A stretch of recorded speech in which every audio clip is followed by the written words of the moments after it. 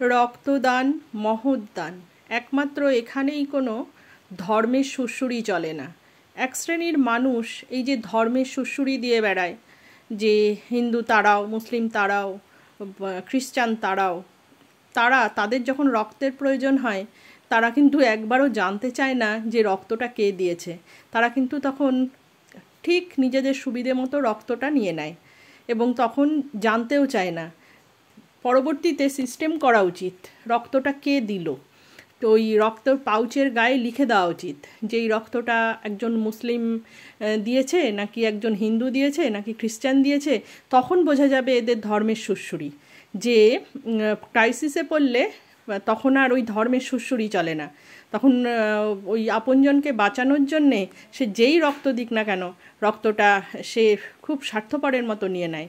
তাদের কি রক্তের দরকার হয় না যারা এই ধর্মের সুড়সুড়ি দেয়?